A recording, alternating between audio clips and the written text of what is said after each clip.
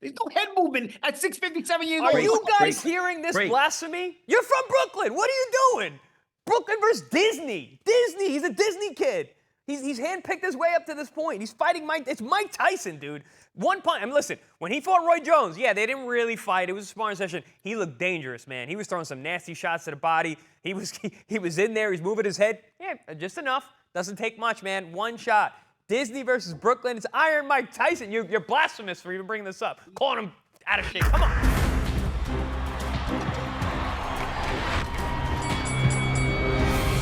Welcome to Sparring Sessions. I'm George Jakovic, the ref and the host, and we got the champs, Paulie Malignaggi, Chris Algeri, but only one sparring session champion. Chris Algeri successfully defended his sparring session title last week.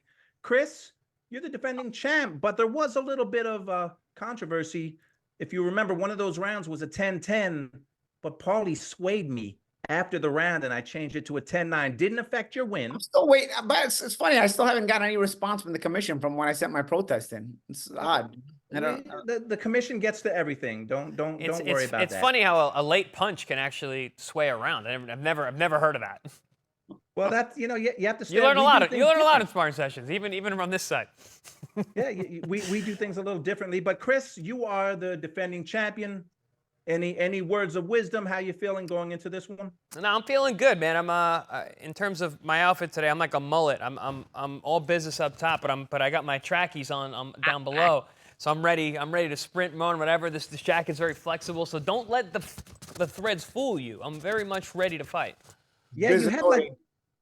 Go ahead, Paulie. Business oriented, business in the front, party in the back. Right. Business up top, party down below. Johnny Cage. He had the shades, like the Johnny Cage look going. So it's a different Chris Algeri today. I can still high kick in these pants. Don't worry. And this blazer's very very stretchy. All right. Well, let's go over the topics. Remember, we have 4 topics, 4 rounds. We're gonna go over them right now. All right. So round 1 is March 8th. Who's going to be the star of that night? Got the heavyweight chaos going on. Round 2, this is in honor of Canelo and Benavidez, which seems like it's destined to not happen.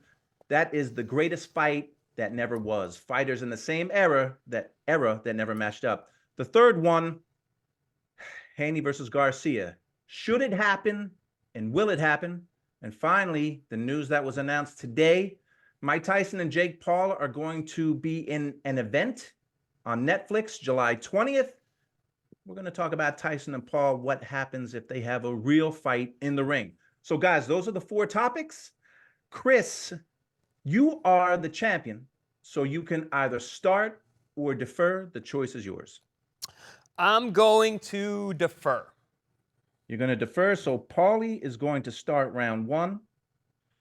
All right, Paulie, March 8th, we got some fights that we're going to be live afterwards. Talking about the fights, AJ versus Ngannou, Zhang versus Parker. We've got some good ones. So, Paulie, the question is, March 8th, who's going to be the one that people are talking about? Who's going to steal the night? Round 1, Paulie starts it off. Ring the bell. You know something? Francis Ngannou could steal everything, steal the year if he wins. But he's not going to win.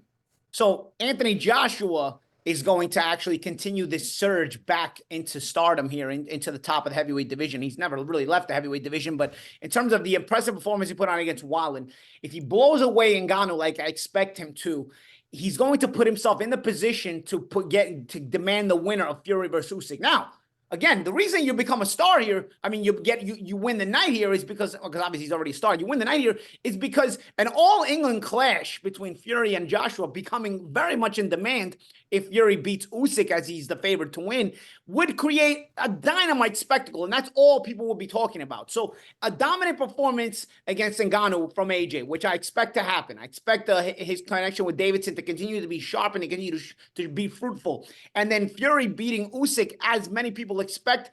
The entire build-up to that fight would already talk about Joshua because his win against Ngannou will be impressive. Great.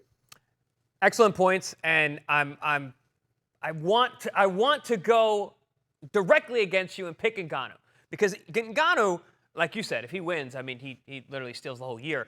But even in defeat, which he did in his last fight, he was still the talk of the town. It was still all about Ngannou after his loss to Tyson Fury. But unfortunately, I don't think he's going to be as competitive against Joshua as he was with Tyson. So I agree with you, Champ. I see Joshua, taking this fight. So for me, I'm going with Zhilei Zhang. I think that he is primed and set up to be in a huge fight next. A win here against a very stiff challenger, Joseph Parker, sets up a massive fight over in China. They're already talking about it. You take Anthony Joshua, if he is to beat Ngannou, and you bring them both over to Macau, China, and they fight for the heavyweight championship there. Boo, boy. And then also, if Ngannou wins, obviously he steals the show, but they can bring him over to China. China would love to have Ngannou over there. Ngannou, Zhang, Joshua, whatever happens in the main event, Zhang's gonna prosper. All right, so if Zhang wins and he gets to China, and you talk about bringing Joshua to China, Joshua still steals the night. Doesn't matter, because Joshua would have multiple options. He would have the Zhang option if Zhang won, and he would have the Fury option if Fury was to win as expected. So he would be in the middle of a conversation with both guys for the next couple of months until Fury and Usyk happens, and then he would decide which way to go. He would be literally in the mix of the heavyweight division, the talk of the heavyweight division consistently, because he would have the option of big money in China or big money with England. He said steal the show. Joshua's always the talk. No matter what happens with Joshua, he beats Ngannou, he's supposed to beat Ngannou. Every boxing people know he's going to be. Zhang, though. Zhang has a really tough fight in front of him, and it puts him into the discussion with Anthony Joshua. Now everyone is going to want to know who Zhang is. Everybody knows who Anthony is. We talk about Anthony all the time. The stealer, the guy who steals the show. Everyone's expected to have Joshua at the top. Zhang goes in and steals the show with a dominant win, especially if he's able to stop Parker. That's a huge statement made. He's going to be in the talks for everything now. There's our bell. Yeah, that's a good one, guys, and I like it when you don't agree. Excellent points by both, but only one person's going to win that round. Paulie Malignaggi is off to a good start. That's a 10-9 round for round one. And I'll cement it more. Parker's going to beat Zhang anyway. That's... Okay. Will Parker then be the talk? Maybe that should have been the question. Will Parker then be the talk? Wow. All right. Well, that's a 10-9 Paulie round. Chris, you're starting round two. And round two is fights that weren't made in the same era, because Canelo Benavidez doesn't seem like it's going to happen. There have been fights over the decades, guys that have not fought. So that's the question. The question is the greatest fight that never was. And remember, we're talking guys in the same era, just like Canelo, just like Benavidez. So round two, Chris, you're going to start it. Ring the bell, round two. Man, there's so many, because boxing is great at having like two ships passing in the night, and especially if you count fights when guys fight each other in the wrong time of their career. Guys who wait too long, we over marinate way too much, and then we leave the fans always salty. So that's, if you add all that in there, forget it. But there's two that come to mind. There's so many. I don't want to rattle off a million and try and be a bum and try and take everything away from Paulie before he goes. But one that came up the other day was Salvador Sanchez oh man, I'm drawing a blank again. Salvador Sanchez and Arguello. I can't believe I forgot Arguello, my guy. But Arguello and Salvador Sanchez, that was one we talked about the other night, but I don't think that's the one. I am going to give credit to our teammate, Juan Manuel Marquez and Morales. What a fantastic Mexican war those two would have been. We actually argued about who would have won that fight if they actually did fight in their primes, but that's one for the ages. I mean, forget it. That could have been a trilogy right there, those guys. Break. You know what? A lot of possibilities here. It's an open container here. This is tough. Two come up for me. I'll give you the one that I'm not going to pick. Tyson versus Riddick Bowe is a great one. That especially in their primes would have been amazing. And all Brooklyn Clash, all that. And the reason I'm not going to go with it is because I'm going to go back in time to an era where boxing was even bigger. And this is the only reason I'm picking this fight, because boxing was even bigger. Because boxing, as big as it was in the 90s, was even bigger in the 50s. LaMotta versus Graziano. LaMotta versus Graziano, two New York guys, middleweights at the top of the food chain there at that point. Obviously, Robinson was the very top, but nonetheless, two styles that would bang against each other, guys that knew each other, rivalries within New York. Boxing is this biggest, maybe the second biggest, that worst sport in the country besides baseball. It's the competition with those two. And you've got these two championship level middleweights. Literally, both have been world champions. You could have put them in with each other. What a bombastic fight that would have been. Never happened. Great. Definitely would have been fun pitting two Italian guys against each other. But we're talking about two Mexicans. Totally different thing. Dude, the Mexican rivalry the amount of people that would be behind that fight, and also how close the fight I think would be. I don't know if Graziano and LaMotta would be actually that competitive. I think LaMotta was crafty enough to make that fight. He's just super smart in there too. Even though he's not known for it. But with Morales and Juan Manuel, man, I mean, you got such high-level guys, such boxing IQ, and the Mexicano machismo. I mean, that's when amazing. it came to I'm getting excited. I'm thinking about it.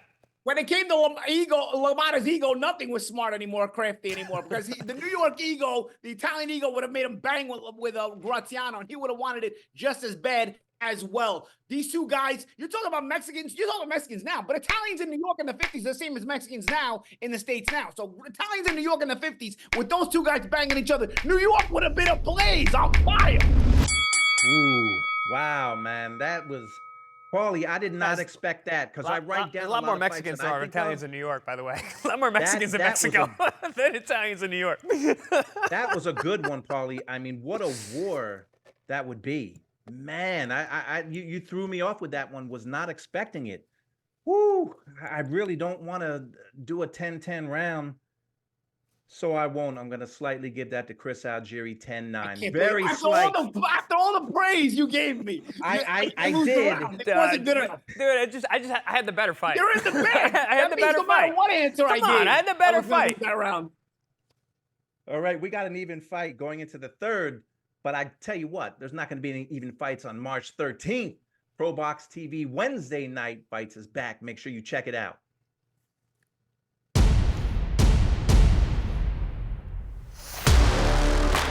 Hey guys, make sure you tune in Wednesday Night Fights here on ProBox TV. We got great action fights, 50-50 matchups, and all-out wars throughout. We have consistently put on the best fights around. Good fighters, great fights on your boxing channel with a star-studded cast bringing you the fight. Myself, Chris Algeri, the former world champion, and of course Mike Goldberg. So make sure you tune in Wednesday Night Fights for all the action.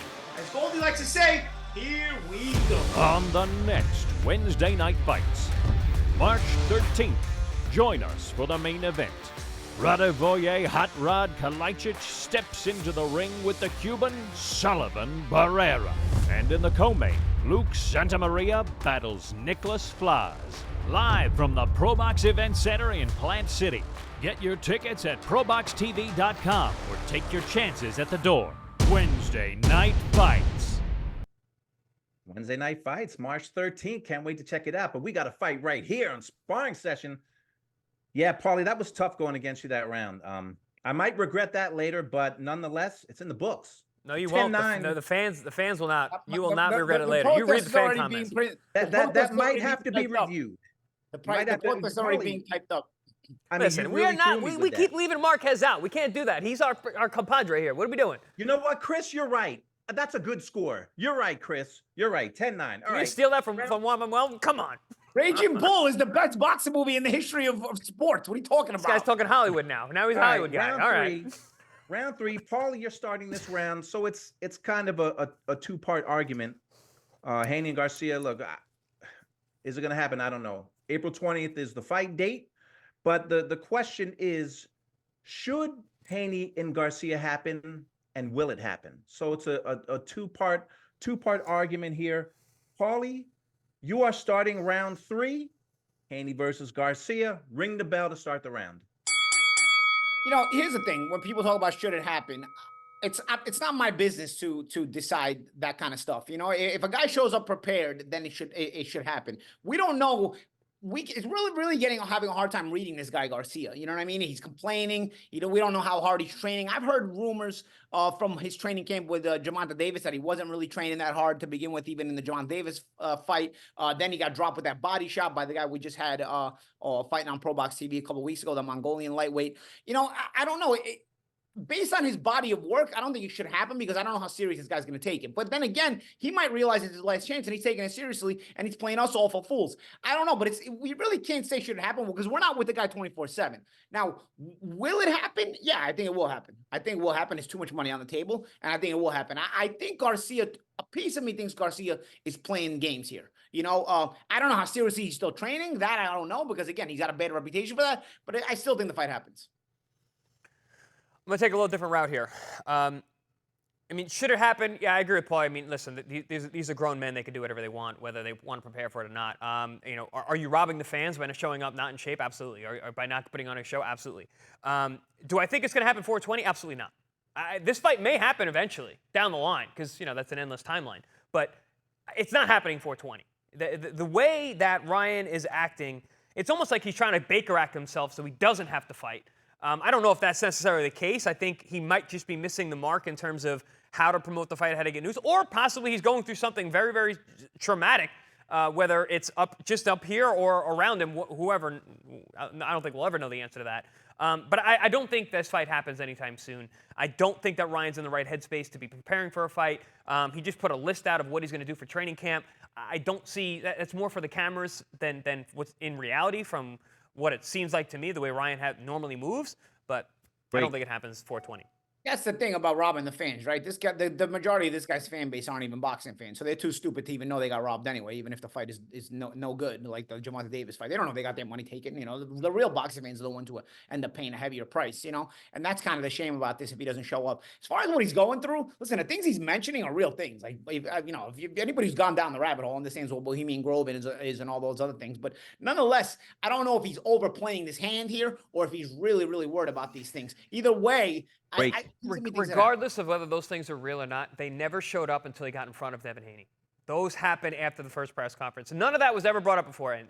The mental breakdown that we saw at that press conference didn't happen there. And then everything was weird after that. And there was none of that was going on beforehand. Even when they had that contrived meeting where they were pushing each other and arguing, that looked like that was Hollywood, like you mentioned earlier. But once they met face-to-face at the press conference, everything changed. Yeah. Again, it's another great debate. Chris, you're very persuasive. Paulie, the same. Ultimately, for me as a judge, I think the fight will happen, and Paulie does too. I think it shouldn't, Chris, but I think it will happen. And that's a Paulie round 10-9. He takes a 1 point lead. I had a better argument. That's crazy. That's but the crazy. fight's gonna happen. But the fight happens. So then you it's an argument. This is the debate show. Come on. All right. So if it doesn't happen, do I get my point back? If it doesn't happen 420, do I get my point back? There's a what is it called? In the comments, get to the comments, everybody. If it doesn't happen, do I get my point? What is it called? The statute of limitations already expires by 420. It's way. We got 6 weeks. Probably. But listen, guys. You guys are in a sparring session right now. You're going to be calling fights on March 13th, Wednesday night, ProBox TV. Cannot wait for that. Let's take a look at what's next.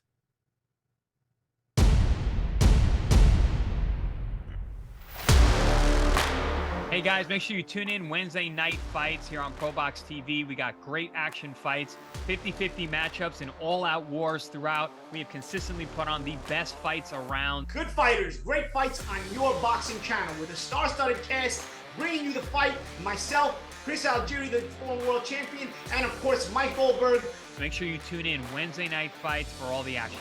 As Goldie likes to say, here we go. On the next Wednesday night fights, March 13th, join us for the main event. Radovoje Hot Rod Kalajdzic steps into the ring with the Cuban Sullivan Barrera. And in the co-main, Luke Santamaria battles Nicholas Flaz. Live from the ProBox Event Center in Plant City. Get your tickets at proboxtv.com or take your chances at the door. Wednesday night fights. All right, can't wait for that one. Paulie, Chris, and Mike Goldberg calling the fights. But right now, it all comes down to round 4. Paulie Malignaggi has a 1-point lead. Chris is the defending champion. And Chris is starting off round 4. So I got to tell you guys, I love doing these fantasy fights, and I had a good one that I'll probably have on the next one. The fantasy fight was going to be Lennox Lewis against Tyson Fury. But with the news that came out today, there's an event going on July 20th. Mike Tyson and Jake Paul are going to be live on Netflix. Now, it's being called an event, not a fight. So they're going to be live on Netflix July 20th. The question is, if they were to fight on July 20th, who would win? 57-year-old former heavyweight champion of the world, Mike Tyson, or the 27-year-old YouTuber / current fighter, Jake Paul. Wait, before you start this round, George, I just want to say, this is my second favorite thing to do besides calling those fights that you mentioned on March 13th. That's my favorite thing to do here, but this is right behind it. I love doing these shows, but calling fights is, especially our fights. I'm trying to put that in there. That's very endearing, Chris. I might have to think about that when the scoring goes out for the 4th round. Write that down, a little check mark by your name. All right, Chris, you guys are good. You guys are good with the topic. Yep. We're talking about check marks who would up actually over here fight too. July 20th. Who would win? Okay. All right, Chris, you're gonna start it. Round 4, final round. Ring the bell. All right, George. Well, to your point, it's listed as an event, which makes it an event, and it's not a fight. You got Tyson, who's 57 years old. You got Jake Paul, who's obviously much younger. Who knows? You know, it just came together pretty quick. But if this were a fight on what is it, July 20th? If July this 20th. is a fight versus Iron Mike Tyson versus Disney Jake Paul, Mike Tyson knocks him out. This is a whole different kind of animal than what Jake Paul has been fighting recently. Yeah, he's old, but it's Mike Tyson. He's also a heavyweight, a truly bigger guy. Jake has been pan-picking much smaller opponents up to this date, guys who don't have that kind of experience. Mike only needs to land one. He only needs to land one. With that kind of experience, his ring ability, that mindset, he can stay in there. He pulls Brownsville, Brooklyn out of the back, bang! Straight right hand, puts him out. Come on, man. I mean, this is Brooklyn versus Disney. Iron Mike Tyson figures it out one more time because he only has to land one. He's a much bigger man. He's way bigger than any of the guys Jake has been in the ring with. I got Great. Mike Tyson. Iron Mike! Are you nuts? Are you nuts? Iron Mike! Jake Paul, 27 years old. Speaking of only needing to land one, Jake Paul only needs to land one as well. He's got Against good little power. guys. Seen from the guys he's hitting, they're going out. When he hits them, they all go out. And of course, Mike Tyson doesn't have that same head movement anymore. At 57 years old, you know what it takes to do this head movement, how much energy you're burning. 57 years old, you're not doing it. Have you seen the shape of Mike Tyson lately? He's fat. He's enjoying life. He smokes weed every day. Can you understand? It's not the same guy anymore. This isn't Brooklyn Tyson of the 80s versus Disney Jake Paul for 10 years ago. This is Jake Paul now against Mike Tyson right now. If they were to fight, Jake Paul would knock him out because that's what it is. But it's going to be an event. And you know what an event is? An event is like WWE. You can stage it. You know, that's very interesting that they call it an event because I wouldn't be surprised if this is sort of like a sparring session that's staged. But if they were to fight for real, Jake Paul would knock out Mike Tyson right now. And that's why it's an event, so that they can kind of play around with that. There's no head movement at 657 years old. Are you guys hearing this blasphemy? You're from Brooklyn. What are you doing? Brooklyn versus Disney. Disney. He's a Disney kid. He's handpicked his way up to this point. He's fighting It's Mike Tyson, dude. One punch. I mean, listen, when he fought Roy Jones, yeah, they didn't really fight. It was a sparring session. He looked dangerous, man. He was throwing some nasty shots to the body. He was in there. He's moving his head. Yeah, just enough. Doesn't take much, man. One shot. Disney versus Brooklyn. It's Iron Mike Tyson. You're blasphemous for even bringing this up. Calling him out of shape. Come on. Break. Even him against Tyson against Roy Jones was 5 years ago. It's been another 5 years since. He's even older now, and he's been smoking weed for 5 years, gaining weight, hanging around. Are you nuts? If he could win this fight, they wouldn't meet him in. Pick a hand. The reason that it's an event is because they know he can't win this fight. They're just using his name to sell it. Jake Paul is dangerous at this point against a guy like this. The guy's 37 years old. Jake Paul hits hard. He throws a bad intentions. He's got the youthful energy. A 57-year-old man can't keep up with that energy, especially a guy who smokes weed every day. Which hand? Left hand, right hand? He can hit you with both. He gets the munchies. Either hand. How's he going to avoid two hands for the whole time? He can't. With a guy who can really punch. Come on. As they continue punching after the bell. Wow. Chris, this is man, an exhibition. Don't hear me. It's supposed to be an exhibition. Well, that's the point. We're talking about if it was a fight. The whole premise of the question. This guy's not even following the rules. Blasphemy. I was just quoting Tony from blasphemy. The whole Brooklyn versus Disney, Chris. You really scored some points there, Paulie. Look, man, you laid it out for Mike. I mean, and that's actually been 4 years since he fought Roy Jones. Hasn't had a real 5. Who's 2005. You can't see behind me, but adorning my walls is Brooklyn's own Iron Mike Tyson. Yes, I know I've got pictures up from the 80s, from 86, 87, 88. Almost as old as me. But that was a huge round for Chris Algeri. Unbelievable. That was a 10-8 round. Unbelievable. For Pulls Chris it out of the Algeri. fire. And Chris Algeri has come back. Who believes blasphemy? I am. Comes back All to right, file a defend his protest. title. I'm telling my team. All right, Chris Algeri, I think you did a little victory lap. You're the defending champion, Chris, with a big fourth rounder. You were a point behind.